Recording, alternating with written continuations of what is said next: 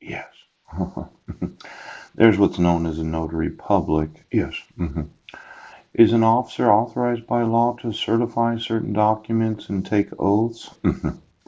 Many documents, such as deeds, yeah, must be notarized before they become legally effective. Yeah.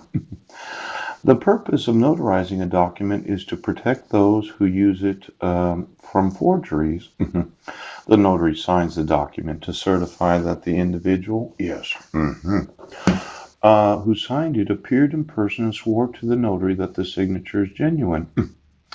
Now, the notary records that fact and stamps a seal on the document? Yes. Uh-huh.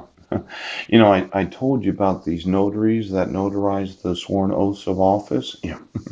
Why don't you get me the deeds of every charity of the United States?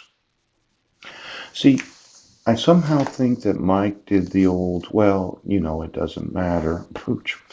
But when you consider the rule against perpetuities, yes. There's this idea that you have to keep property in circulation. Yes. And it can be kept out, but not no later than 21 years. Yes. Now, this has to do with those that inherit property. Yeah. Now, the purpose of the rule was to limit the time that the title of property could be suspended out of commerce. Yes. Because there was no owner who had title to the property and who could sell it or exercise other aspects of ownership. Now, there's if the terms of the contract or gift exceeded the time limits of the rule, the gift or transaction was void.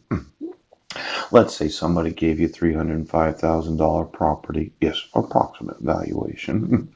You put it in the charity that's paying $10,000 a year property taxes, but it has not had an assessed value for 20 years.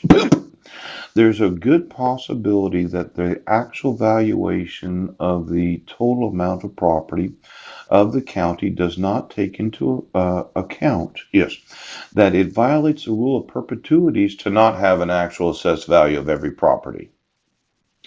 Now, somebody thought that because you're a charity, yes, that you did not actually have to have an actual market assessed value. Yes. But I looked at these charities, poop.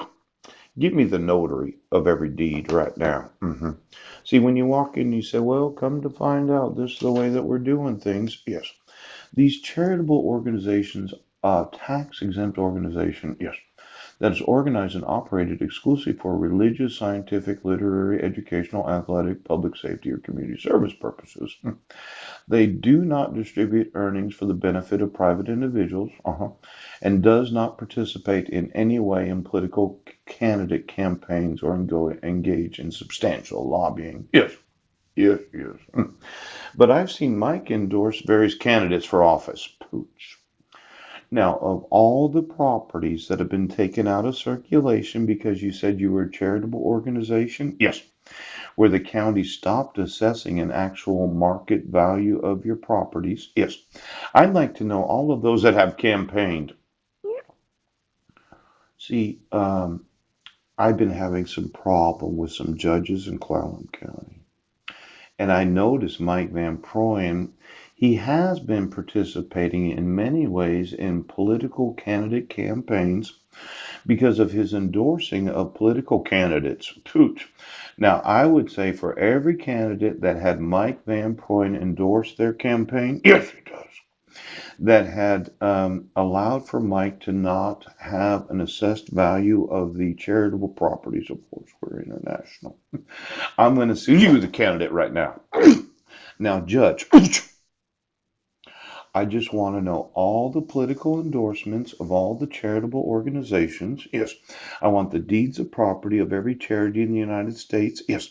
And I want to find out if any of these notaries right now, now, there's a possibility. Okay.